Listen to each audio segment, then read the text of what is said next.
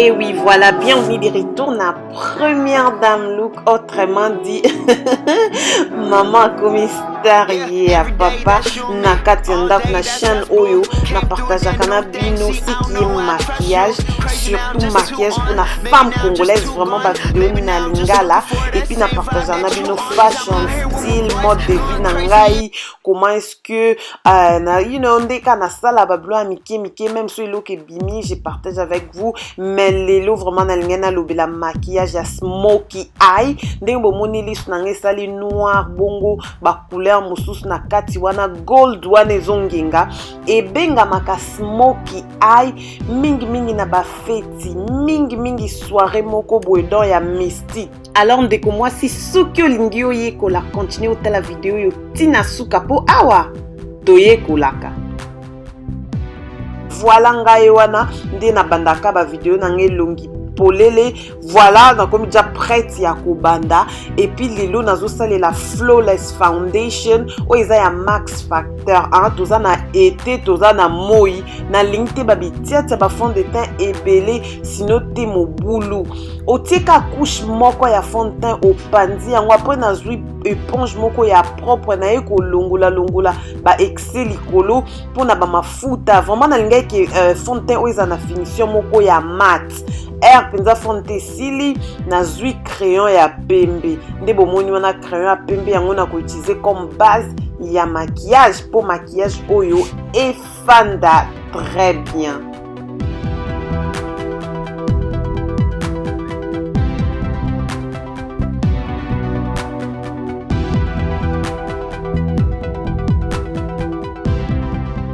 Voilà, après avoir coupé ça, la bongo na ekozwa numéro 0243 ya Kiko chocolat on ande na ko utiliser yango comme couleur nanga ya transition. Bozomo na tie yango juste likolo côté base ya maquillage ekotaki na tie yango na pembe wana te mais na tie yango juste likolo parce que yango eko jouer couleur à transition. Après na yebi ki yo moko so yebi na o marque global glow égalisateur bino mo bo pesa ngo ba kombo nde bolingi yango wana na zwi yango échangeara nango ba rôle awe salisko e community fara paupière. Voilà na utiliser yango comme couche na ngai ya liboso parce que couleur oyo ekosala ekoyedenga pourtant ba couleur musu les plus sombres ko vanda ezala garder pendant un peu longtemps. Après na ekozwa bleu oyo bleu de nuit ya MAC. Voilà yango na kwa kosalela na ekosala na tracer mondelu juste ka likolo côté transition ekotaki na yebi ke boko mona ngo eza pasi meza nango pasi te en yekola nde basala smoky eye soko yekola yango une fois pour toutes. Voilà yo sala bien ngana la samno ba vidéo en temps réel tant na sala vidéo où j'ai sorti na zuka caméra na bimisi na ti liboso te na lobi ba première dame bazanga ka eloko ata moko te.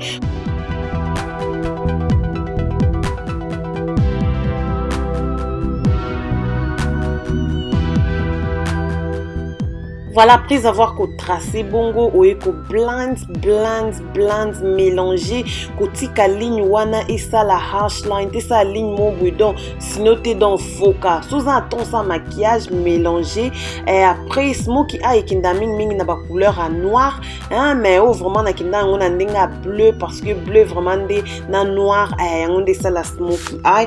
Voilà nazu nazo apply couleur noire nazo bandana nous vraiment na coin externe ya liso après na oyo okota na kati nde bozomona nazo ko avancer malembe parce que moko soko zui noir ebele na brosse na yo koko tia pe bomoni ba mo trop de noir peut-être osepeli na ngote zwa noir mokie obandi ko avancer ozo avancer malembe tina ndenge yo moko mona soki esengeli bongo après wana osani o stopper après kotika ngo bongo to ko mélanger noir na bleu mélanger parce que mélange nde ezalaka vraiment kisi ya maquillage. Fard à jour na ngai na sali na sisi après na ekozwa concealer na ngai wana na oseza Estée Lauder hein. Voilà double wear et on est na kinde na ngo Estée Lauder double wear parce que za mat c'est ça mafuta penza te na été bwina linga mafuta penza te alors pour na kwa ko camoufler biloko wana nyonso non sali la ka banana powder te bino mo boye bikande mambongo le kana première dame look maman a commis star ya papa. got fam, and that's the alphabet. For so long, been surviving for so long. I know that good things will come. I've been trying for so long, been surviving for so long. I know that good things will come. They will come. Trying for so long, been surviving for so long. They will come. Trying for so long, been surviving for so long. Voilà justement pour na ko warm up elongi na ngai et tout ça na ekosalela un W45 yango pe na mekai ko utiliser yango comme contour boyebi nga zavma fan na contouring mingi te mais na salela couleur wana juste pour na contourner après na ekozwa banana na ekozwa highlighting na nga global glow toujours non vraiment you look at this, look, just look. Oh là, botala vraiment ndenge sala MAC Global Glow vraiment basala onde po nangai. Voilà, tala tayo mondenge ngingaka. Tala ka yo moko au mona même na ba photo partout. Regarde moi ça. Ouh, est-ce que tu vois ce que je vais dire? Eh wana bana Paris mama nangai. Qui. Bilemo bolobi so première dame. Ça la vidéo na français. Ngana anglophone. Tant ça ba accent, bidomo lissus beaucoup mieux aloba français bien. En tout cas, vraiment perte ya identité totale congolaise perdue en Angleterre, anglais dans mon interview et tout ça mais donc non kaka boelinga la vraiment na YouTube na système kaka non ya maman congolaise a commis star à papa et na ndenga mabete. Voilà blend mélanger.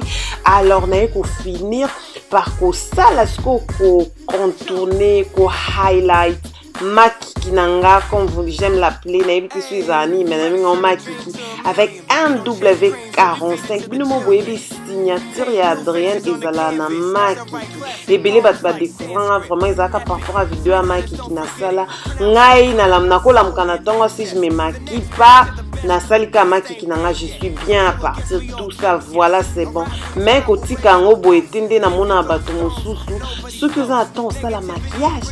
Ndina lobaka kata ya ko blend il faut ezala voilà mais quand on peut aussi les locaux aussi ba fard à paupières après oye ko sala outil concealer ko blend ya on a mis sa pité pour ça la saleté juste na quoi ya pinceau la technique moi ça marche super bien onanga mais quand on t'a justement au apprécier regardez-moi ça le résultat vraiment kitoko tellement na linga maki qui est fait naturel nazaka moi na moi brosse wana na yaka ko brosser maki na naturel so za na we belete juste pesant 2 mois et cola pro comme pesant ba shape un bana mboka 00243 ba mamo balingala ba congolais ba fier ozako pesanga déjà j'aime parce que vidéo à Smoky Eye j'adore donc puis sa vidéo au thumbs up Team Congo Team 00243 Team ba congolaise bana 0033 bazana 0043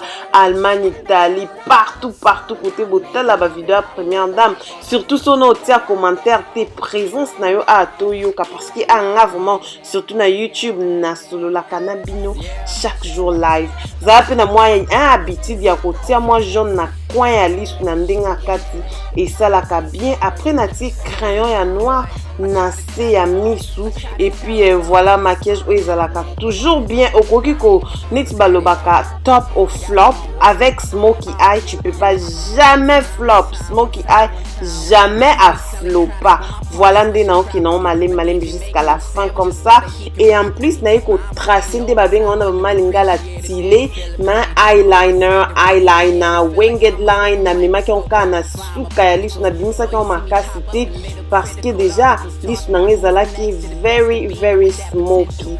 Voilà Smoky Eye yango et salama boy j'ai jamais fait une vidéo sur Smoky Eye mais voilà tant na bima ki boyebi kanga na lingo laksa no biloko nga mona sala pona obima et ateke na vandika nde batunsuza ko salika vidéo na loenge non nga na sala no vidéo parce que je sortais na za okende na soirée moko ya Miss Africa ba bengse première dame moni ba koto ba ya te ka première dame dame look et on a lobby maman Zara star à papa pour bakoto vraiment et aka mambo première dame look.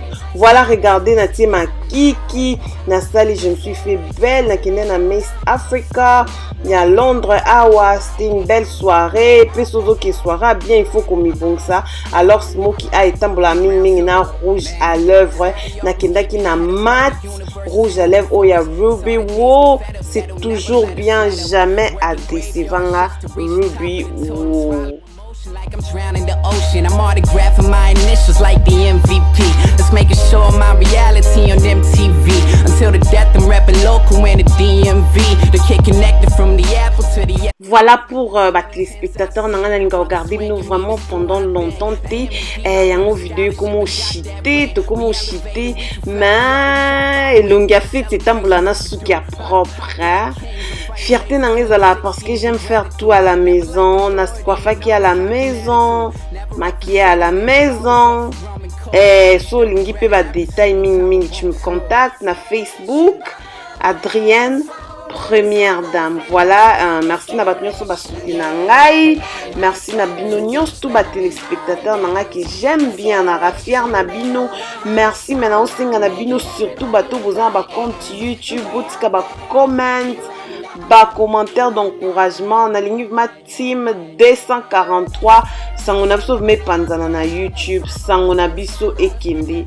Voilà, merci d'avoir suivi cette petite vidéo hein bino mo bobi kande na lobaka première dame look eh maman comme star à papa soza na mobile na yo luka yo ndoza la star na ye Lukayo za fille moko de rêve pour naie donc au monde qui ça la bien en tout cas ça la bien parce que Emilia Gualdino a compris na ça la bien parce que talaraya lola sa kota mambango et ça la bien parce que vous avez pelé na YouTube na les lames no trop et tout ça tous vos commentaires que j'adore. Donc, si tu as dans la prochaine, peut-être dans brisquer moi vlog, je sais pas encore. Donc, si vous avez une question, kanina kaka na page Facebook nanga Adrienne Première Dame. Naloba pour la détail à robe. Naloba tu vas des accords dans votre tout nanga Adrienne la robe parce que choix mambo belé à bien là la nanga na pre et vous ta entré nanga c'était vraiment bien. Merci Namta Immortelza qui ton oyo merci Naimoko ah les patrons de mon cœur parce qu'il va le bio zala kaka. Voilà, merci Namnonion Sunde Bolandi maman Anna tala maman na sala. Voilà na sepeli mingi na binonion tout et puis regardez le résultat na ba photo après la soirée. Donc les cas qui très bien binomo mon maquillage qui toko na invité vidéo au beau critiquer on a mis bateau ba ya rapé ba critiquer binobo zalaka pourtant première dame e bonga bon mona gloire à Nzambe parce que dans ba première dame look et à Nzambe dans son Nzambe mystique première dame look et ya bon Nzambe wana titan tokutana à la prochaine première dame look maman komi star ya papa na Katianda.